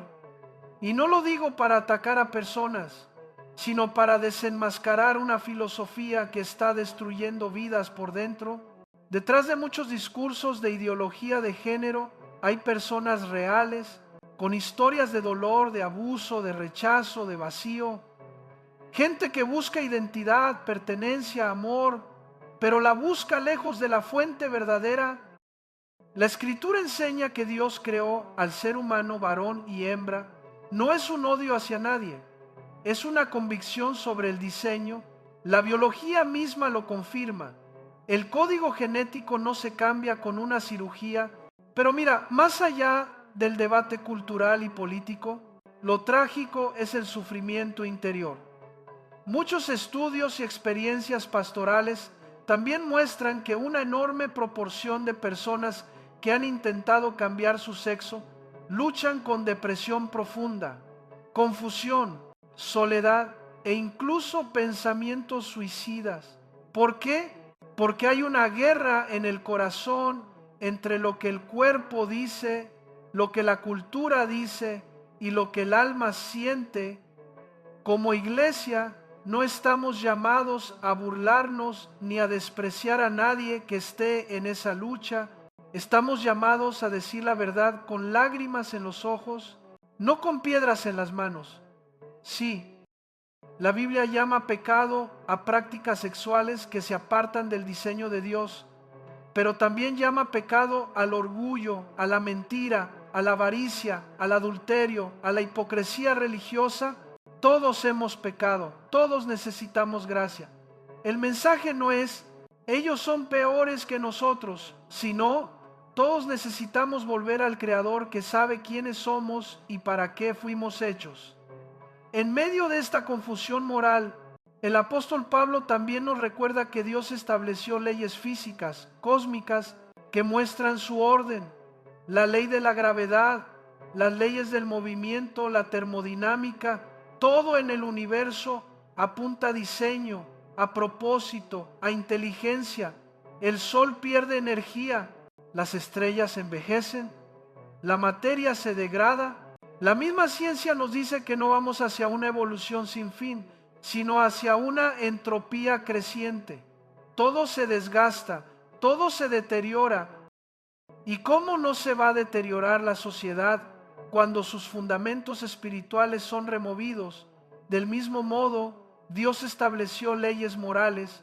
No son caprichos religiosos, son principios que sostienen la vida humana, la fidelidad, la honestidad, la justicia, el respeto por la vida, la pureza sexual, el cuidado del débil. Cuando estas leyes se pisan, se genera una reacción en cadena.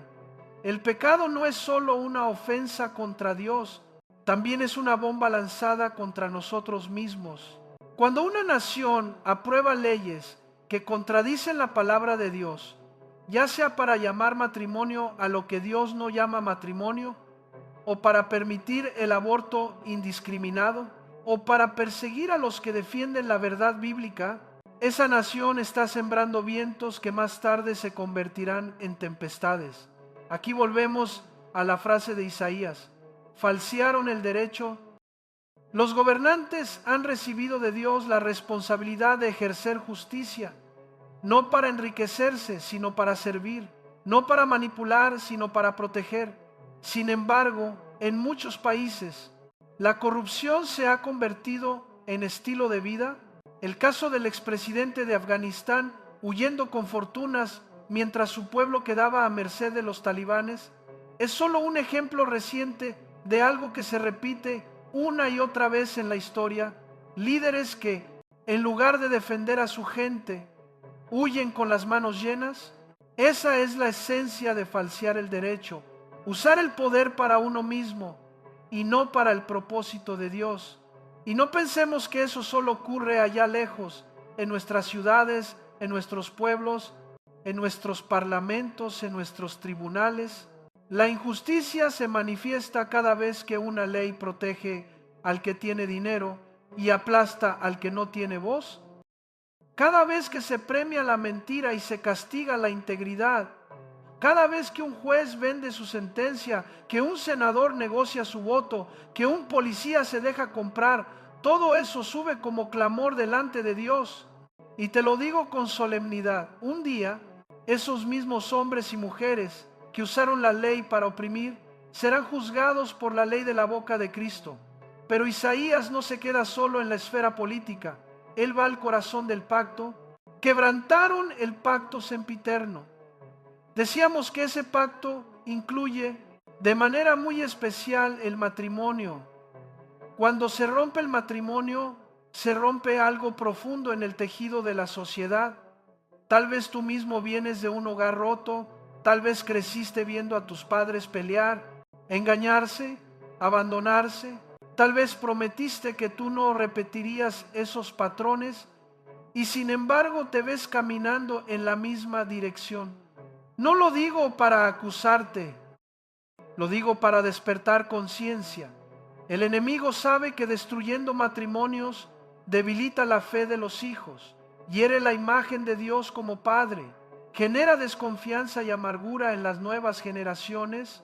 Dios por eso toma tan en serio la deslealtad, no solo la infidelidad sexual física, sino también la duplicidad del corazón, decir te amo mientras se vive en secreto con otra persona, prometer fidelidad mientras se alimentan fantasías, ocultar chats, mentir sobre dónde se estuvo, jugar con el afecto de alguien que confía.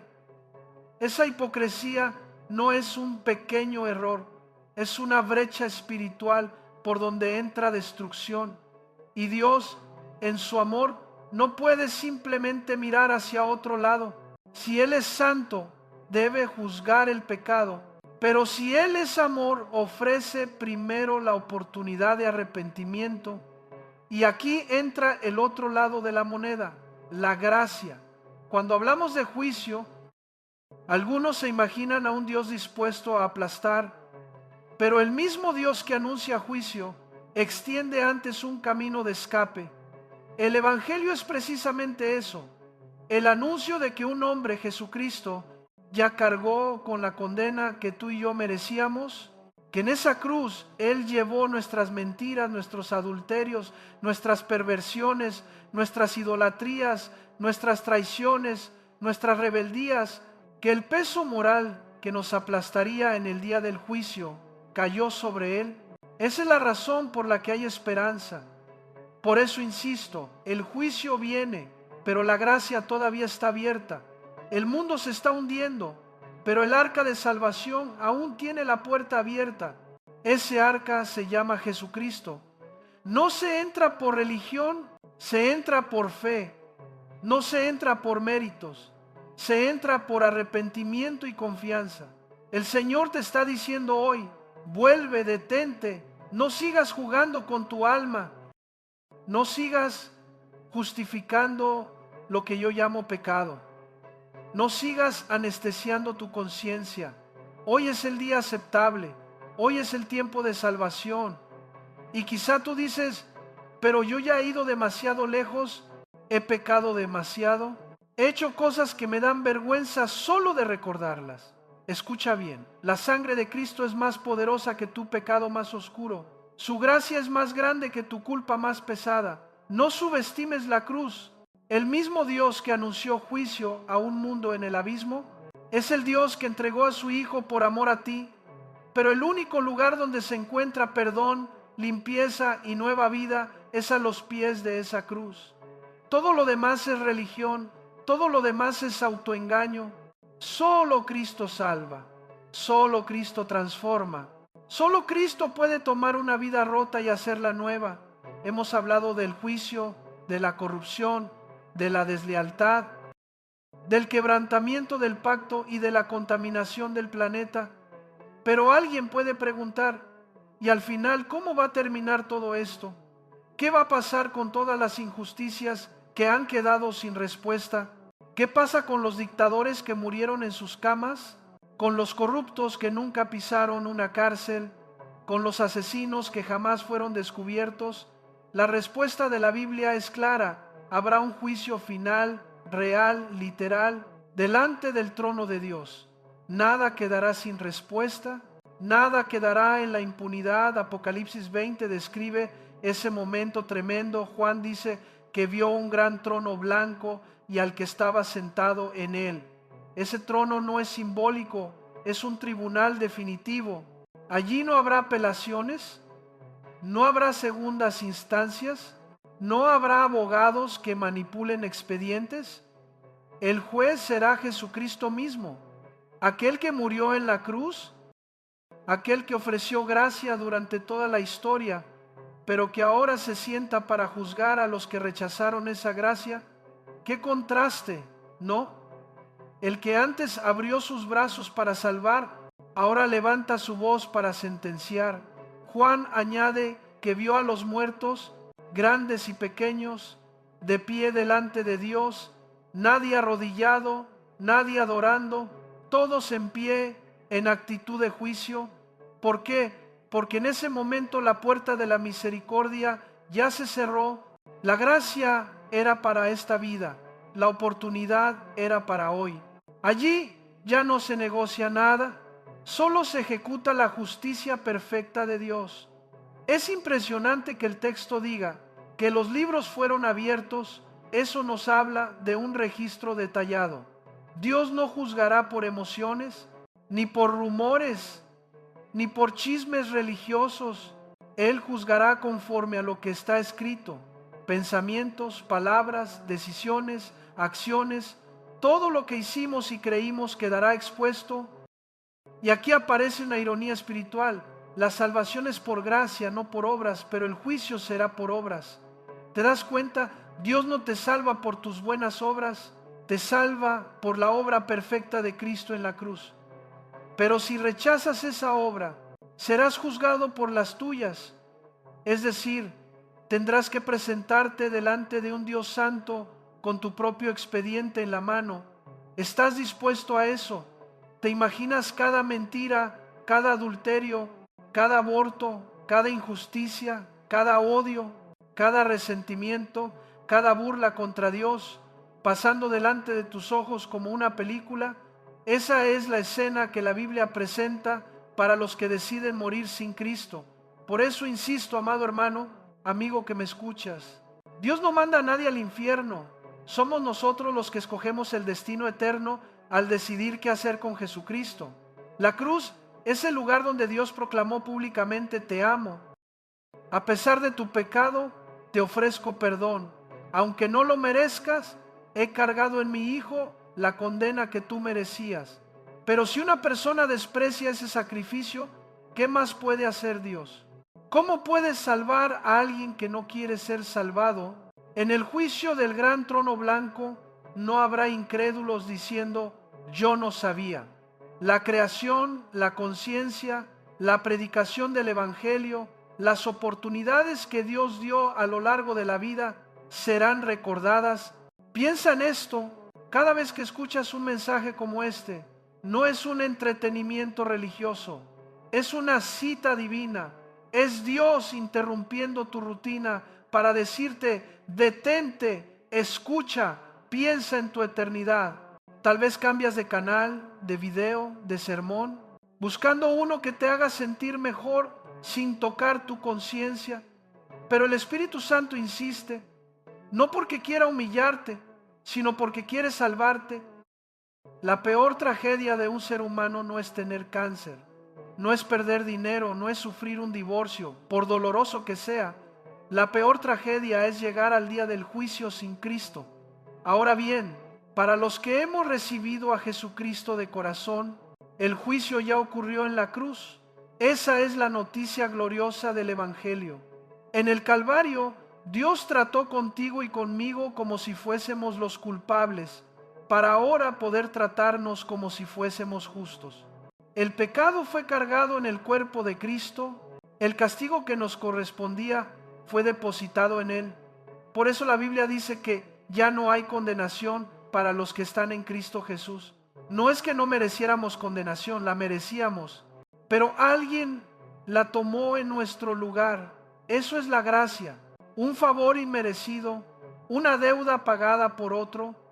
Recuerdo ilustraciones como la del asesino múltiple que, encerrado en una prisión, escucha el Evangelio y pregunta, ¿cree de verdad que Dios puede perdonarme? Humanamente muchos dirían, no, tú ya cruzaste la línea, has hecho demasiado daño, pero la cruz responde, sí, hay perdón para ti también. Si te arrepientes de corazón y crees en Cristo, no significa que las consecuencias legales desaparecen. Él seguirá cumpliendo su condena en la tierra, pero espiritualmente su deuda con Dios puede quedar cancelada. Eso es escandaloso para la mente religiosa, pero es maravilloso para el pecador que reconoce su miseria. Por eso el Evangelio se llama Buena Nueva, porque anuncia algo que ningún sistema humano puede ofrecer: perdón total y nueva vida. Entonces, alguien dirá, si la gracia es tan grande, entonces puedo seguir viviendo como quiera. Total, al final Dios me perdona. Esa es la voz de la fe falsa. Esa es la mentalidad de quien no ha entendido la cruz. La fe verdadera no usa la gracia como licencia para pecar. La fe verdadera usa la gracia como poder para dejar el pecado. Cuando de verdad has visto a Cristo crucificado por ti, ¿ya no puedes amar el pecado de la misma manera? Sí, puedes caer, puedes tropezar, pero tu corazón ya no está en paz con la maldad. El Espíritu Santo te redarguye, te incomoda, te lleva al arrepentimiento. Esa tensión interior es señal de vida espiritual. La fe falsa, en cambio, se siente muy cómoda con un cristianismo superficial. Ora cuando tiene problemas, se acerca a Dios cuando hay crisis, pero se olvida de Él en la bonanza. Conoce versículos, tal vez canta en una iglesia, incluso sirve, pero sigue negociando con el pecado en secreto. No hay convicciones, no hay temor reverente de Dios. Es un cristianismo de papel, una fe de apariencia.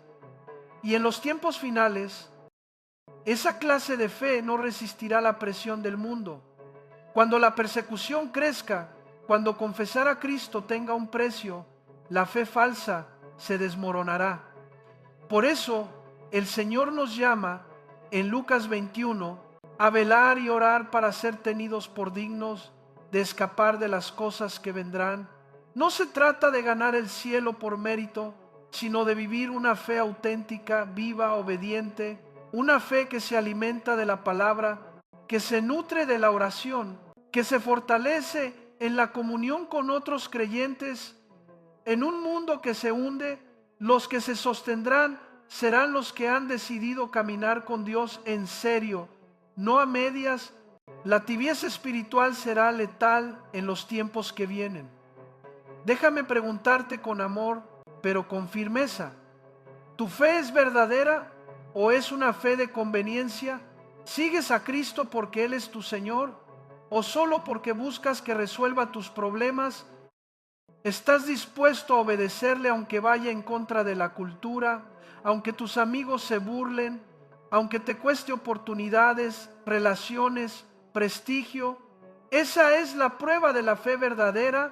La fe genuina no se mide cuando todo va bien, se revela cuando el mundo está en crisis y aún así decides permanecer firme en la verdad. No olvides esto, el mundo corre hacia el abismo, pero la iglesia está llamada a caminar hacia la gloria. El planeta se desmorona, pero el reino de Dios se acerca.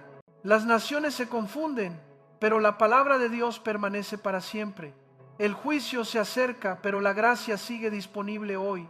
La pregunta no es si el mundo terminará. La pregunta es cómo te encontrará el Hijo del Hombre cuando venga. Con una fe viva, humilde, sometida, o con una fe falsa, orgullosa, vacía. Hoy el Espíritu Santo te habla, no para asustarte, sino para despertarte, no para hundirte en culpa, sino para llevarte al arrepentimiento. Mira la cruz, mira al juez que primero se hizo cordero, mira la sangre que fue derramada por ti y decide en tu corazón dejar de jugar con tu alma, que cuando el mundo entre en el juicio final, tú puedas estar del lado de los que fueron lavados, redimidos, perdonados y adoptados como hijos de Dios por la fe en Jesucristo. Si todo lo que hemos visto es verdad, y lo es, porque está en la palabra, entonces la pregunta ya no es solo qué va a pasar con el mundo, sino qué va a pasar conmigo si sigo viviendo como vivo ahora. El juicio de Dios no es una teoría escatológica para debates entre teólogos, es una realidad que tocará la vida de cada persona, de cada familia, de cada matrimonio. Por eso el Espíritu Santo no solo denuncia el pecado del mundo allá afuera, sino que empieza por casa, por el corazón, por el pacto más básico que Dios estableció, el matrimonio. En Malaquías se nos recuerda que Dios fue testigo entre el hombre y la mujer de su juventud y que Él llama al matrimonio un pacto, no un contrato que se rompe cuando ya no nos sentimos felices, sino un pacto sagrado delante de Dios. En el original se usa una palabra fuerte para describir la deslealtad, actuar a escondidas, con doble cara, fingiendo amor mientras el corazón está lejos. Es decir, Dios denuncia no solo el adulterio físico, sino la hipocresía del corazón. Seguir diciendo te amo mientras se alimenta una vida paralela de engaño, pornografía, coqueteos ocultos, mensajes secretos, fantasías que un día terminarán manifestándose. Vivimos en una generación donde el mundo ha decidido redefinir todo. Redefine el matrimonio, redefine la sexualidad, redefine la familia, redefine la identidad. Lo que ayer era llamado pecado, hoy se llama libertad. Lo que ayer era visto como una desviación, hoy se celebra como progreso. Y en medio de esa confusión, muchos cristianos, en lugar de ser luz, comienzan a ceder, a negociar, a callar por miedo a quedar mal con la cultura, hermano, hermana. Escúchame con amor. Cuando tú niegas lo que Dios ha dicho, no solo te estás acomodando al mundo, te estás colocando en conflicto con tu Creador. Romanos 1 nos muestra que cuando la humanidad insiste en vivir al margen de Dios, Él los entrega a sus propios deseos. Es decir, llega el momento en que Dios deja que el hombre siga su curso, para que vea a dónde lo llevan sus decisiones. No porque Dios odia a nadie, sino porque respeta la libertad que nos dio, pero las consecuencias son devastadoras: confusión moral, distorsión de la sexualidad, ruptura familiar, vacío interior. Por eso hoy vemos tanta angustia, tanta gente rota, tanta depresión, Tantos jóvenes que no saben quiénes son, que se miran al espejo y no se reconocen, que cambian su apariencia, pero no encuentran paz. La Biblia no se escribió para que tengamos munición para atacar a otros. Se escribió para que primero nos veamos en el espejo nosotros, antes de señalar el pecado del mundo. Tenemos que dejar que el Espíritu Santo nos señale dónde hemos traspasado las leyes de Dios en lo secreto. Tal vez no tienes una doble vida moral, pero tienes un corazón duro, sin perdón. Tal vez no eres conocido por escándalos, pero en tu casa eres áspero, cruel con tus palabras, indiferente al sufrimiento del cónyuge o de los hijos. Eso también es quebrantar el pacto. Eso también contamina la tierra espiritual que Dios te dio. Tu hogar, ¿te das cuenta de lo serio que es esto? La primera institución que Dios estableció no fue la iglesia, ni el Estado, ni la escuela. Fue el matrimonio, hombre y mujer, llamados a reflejar el carácter y el amor de Dios en la relación más íntima. Cuando ese pacto se desprecia, no solo sufre una persona, sufre una generación. Hijos que crecen heridos, desconfiados, con una imagen distorsionada del amor. Hombres que repiten los mismos patrones de violencia o de abandono que vieron en sus padres. Mujeres que repiten los mismos ciclos de dependencia tóxica o de control que vieron en sus madres. Y la sociedad al final cosecha lo que siembra en su desprecio a la ley de Dios. Dios no nos muestra esto para aplastarnos, sino para llamarnos a un arrepentimiento real, no un arrepentimiento de lágrima fácil, sino de decisiones concretas. Arrepentirse no es solo llorar en un culto, es cortar con lo que te está separando de Dios, es borrar números, terminar relaciones, confesar pecados ocultos, pedir perdón donde has dañado, buscar restauración en tu matrimonio en vez de buscar excusas para abandonarlo. Es dejar de justificarte diciendo todos lo hacen o Dios quiere que yo sea feliz. Y comenzar a decir, Señor, quiero que tú seas Señor de esta área también. Quizá tú dices, pero ya es demasiado tarde, ya arruiné mi vida. No, mientras haya aliento, hay esperanza. La cruz precisamente está en el centro de la historia para mostrar que Dios puede entrar en los escenarios más rotos y hacer algo nuevo. Él puede tomar un matrimonio casi muerto y soplarle vida. Puede transformar a un hombre infiel en un esposo fiel. Puede sanar el corazón de una mujer traicionada y concederle la gracia de perdonar. Puede tomar a un joven confundido en su identidad y revelarle quién es en Cristo. Nada de eso es automático ni mágico, pero es posible cuando hay rendición profunda y sincera. Lo que no podemos hacer es seguir jugando con el tiempo. Una de las grandes mentiras del diablo es, más adelante te arreglas con Dios, cuando seas viejo, cuando tengas menos trabajo, cuando la situación mejore. Pero la realidad es que nadie tiene garantizado el después. Muchos han salido de casa pensando que sería un día más y nunca regresaron. Otros fueron a un simple chequeo médico y salieron con un diagnóstico terminal. El tiempo de la gracia es ahora, no mañana. El Espíritu Santo no te habla para que guardes este mensaje en un cajón. Te habla para que respondas hoy. Tal vez tú has estado asistiendo a una iglesia por años, sirves, cantas, das ofrendas, pero ¿sabes qué? Hay áreas donde vives de forma totalmente contraria a lo que escuchas. Eres una persona en público y otra en privado. Eso agota, eso destruye la paz, eso tarde o temprano sale a la luz. Dios te ama demasiado como para dejarte cómodo en esa doble vida. Por eso te incomoda, por eso te confronta, por eso permite circunstancias que te sacuden. No para perderche, sino para despertarche. Más peligroso que caer en pecado es seguir en pecado sin sentir nada. Necesitamos volver a tener convicciones. Convicciones acerca de la santidad del matrimonio. Convicciones acerca del diseño de Dios para el hombre y la mujer. Convicciones acerca de la honestidad, del trabajo limpio, de la integridad, del perdón, de la verdad, porque en los tiempos finales, sin convicciones, seremos arrastrados, la presión cultural, las leyes humanas, las burlas, la censura, todo irá aumentando y solo aquellos que han decidido plantarse sobre la roca de la palabra permanecerán firmes, no perfectos, pero firmes, no sin luchas, pero sin rendirse. Tal vez escuchas todo esto y piensas, yo no puedo cambiar, ya lo intenté muchas veces. Y es cierto, tú no puedes, yo no puedo. Nadie puede cambiarse a sí mismo en su propia fuerza. Por eso el mensaje no es esfuérzate más, sino ríndete de verdad, ríndete a Cristo. Deja de sostener con tus manos lo que ya se te está desmoronando. Deja que Él entre en esa área donde jamás le has dejado gobernar. Invítalo a tu matrimonio, a tu sexualidad, a tu economía, a tu carácter. Él no solo perdona, también transforma.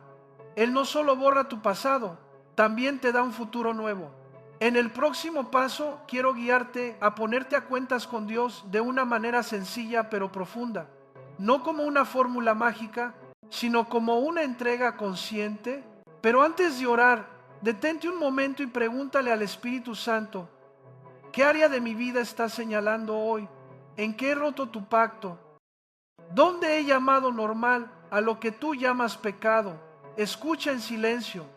Deja que Él hable a tu conciencia y cuando lo haga, no discutas, no negocies, no te justifiques, solo reconoce la verdad, porque allí comienza la verdadera libertad.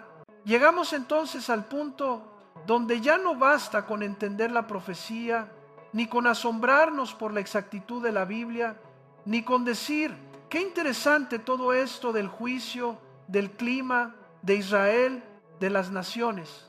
Todo eso sirve de marco, pero el centro del mensaje eres tú delante de Dios. El juicio final no será un gran congreso donde se analizan teorías, sino un encuentro personal cara a cara entre tu alma y el Dios que te creó, el Dios que te amó y el Dios que te habló tantas veces en la vida. La Escritura dice que Dios, habiendo pasado por alto los tiempos de la ignorancia, ahora manda a todos los hombres en todo lugar que se arrepientan, como leemos en Hechos 17, es un mandato, no una sugerencia.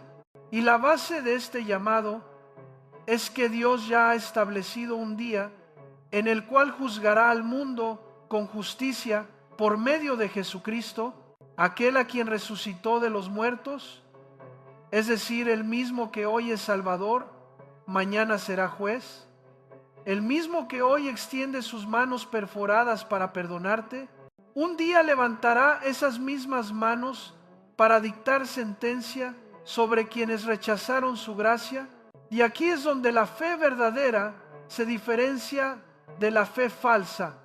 La fe falsa es sentimental, superficial, religiosa, se conforma con creer que Dios existe, con tener alguna experiencia espiritual, con asistir a la iglesia de vez en cuando, con haber hecho una oración alguna vez. Es una fe que no cambia la vida, que no produce obediencia ni arrepentimiento, que no confronta el pecado ni transforma el carácter. Es una fe que habla mucho pero obedece poco. Es una fe que se escandaliza del mundo pero no se deja examinar por la palabra. La fe verdadera, en cambio, reconoce la realidad del pecado y la realidad de la gracia. No se excusa, no se esconde, no trata de negociar con Dios. La fe verdadera comienza cuando dices, Señor, estoy mal, he pecado contra ti, no puedo seguir igual, no tengo el poder para cambiarme a mí mismo, pero creo que tú sí puedes cambiarme. Esa fe no es perfecta, pero es sincera. No sabe todo, pero se rinde. No presume, pero se aferra a la cruz. La fe verdadera no se apoya en las obras propias, sino en la obra de Cristo consumada en el Calvario. La Biblia nos dice que Dios muestra su amor para con nosotros en que siendo aún pecadores, Cristo murió por nosotros. Romanos 5 no esperó a que tú solucionaras tu vida, a que limpiaras tu historial, a que fueras digno. Él vino a buscarte precisamente en la condición en la que estabas, roto, sucio, culpable, lejos. Y en esa cruz, el que no conoció pecado, por nosotros se hizo pecado, para que nosotros fuésemos hechos justicia de Dios en él. 2 Corintios 5. Eso es escandaloso, eso es radical, eso es gracia. Que el inocente cargue la culpa del culpable y que al culpable se le regale, sin merecerlo, el perdón total. Tal vez tú dices, ¿pero realmente Dios puede perdonar todo lo que he hecho? Sí, todo. Abortos, adulterios, traiciones, violencia, odio, resentimiento, doble vida, prácticas ocultas, inmoralidad sexual, años de rebeldía, todo. La única condición es que vengas a la cruz sin máscara, sin excusas, sin culpar a otros, sin autoengaño. No es repetir una fórmula mágica, es venir con un corazón quebrantado, reconociendo que necesitas un Salvador. Y ese Salvador no es la religión, no es el pastor, no es la iglesia, es una persona, Jesucristo.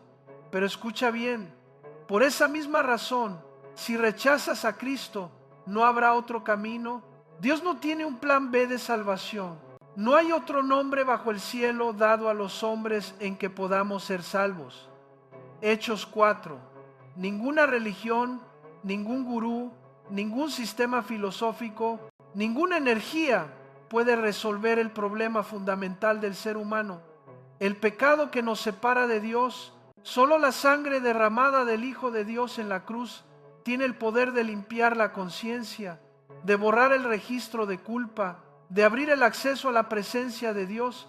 Por eso el juicio final será por obras, no porque las obras salven, sino porque las obras serán la evidencia de si aceptaste o rechazaste la gracia.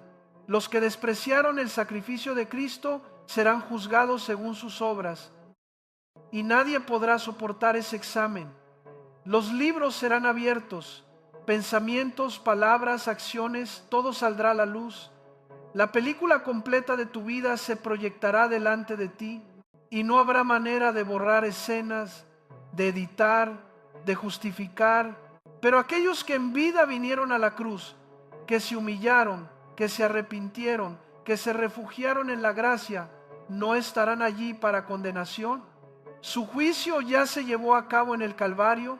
Por eso hoy te hablo con urgencia, pero también con esperanza. No es casualidad que estés escuchando este mensaje. No es casualidad que te incomode, que te confronte, que te remueva recuerdos y pecados que habías enterrado.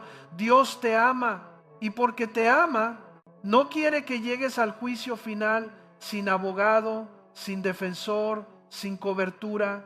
Jesucristo no solo es el juez, también quiere ser tu abogado, pero Él solo puede defender a quienes se declaran culpables y se acogen a su gracia. Si insistes en declararte inocente, si persistes en justificarte, quedas fuera de su defensa. ¿Qué tienes que hacer entonces para arreglar cuentas con Dios de una vez por todas? La Biblia lo resume en 3 palabras espirituales profundas: arrepiéntete, cree, recibe. Arrepiéntete significa reconocer que has pecado contra Dios y decidir que no quieres seguir viviendo igual. No es que ya seas perfecto, sino que ya no quieres seguir justificando lo que Dios llama pecado.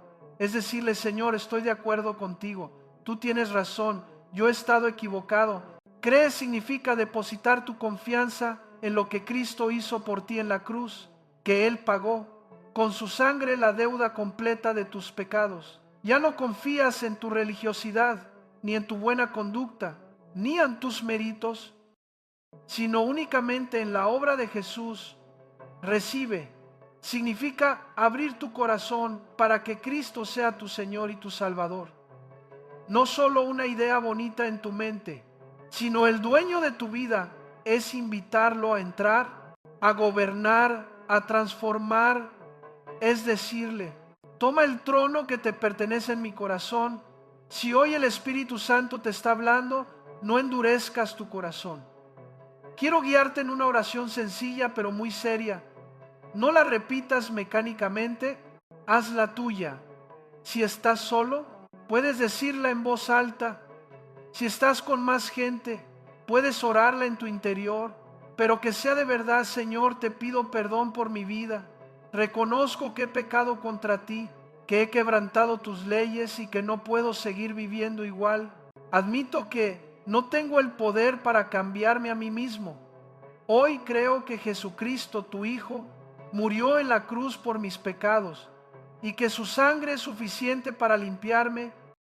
Creo que al tercer día resucitó de los muertos y que vive para siempre. En este momento, Jesús, te recibo en mi corazón como mi Señor y mi Salvador. Lávame con tu sangre preciosa. Rompe las cadenas que me atan. Haz de mí una nueva criatura. Desde hoy te pertenezco. Dame la gracia para vivir en obediencia a tu palabra hasta el día que me llames a tu presencia. Amén. Si hiciste esta oración de corazón, no porque te emocionaste un momento, sino porque decidiste rendirte a Cristo, la Biblia dice que hay fiesta en el cielo por un pecador que se arrepiente. Ahora comienza una nueva vida. No será fácil, pero no estarás solo. El mismo Espíritu Santo que te convenció hoy te acompañará, te corregirá, te levantará, te fortalecerá. Búscalo cada día en la oración y en la palabra. Únete a una iglesia donde se predique fielmente la Biblia. Rompe con lo que tengas que romper. Da los pasos que tengas que dar. Pero no regreses atrás. Estamos viviendo los últimos días. El mundo está en el abismo. Las naciones se sacuden. Los sistemas caen. Las leyes cambian. La inmoralidad se multiplica. Pero en medio de todo eso, la gracia de Dios sigue extendida. Aprovecha este tiempo. Deja que tu fe sea verdadera, no de papel. Que cuando suene la trompeta y el Rey vuelva, Él te encuentre velando, amando su venida, firme en la roca, cubierto por la sangre del Cordero.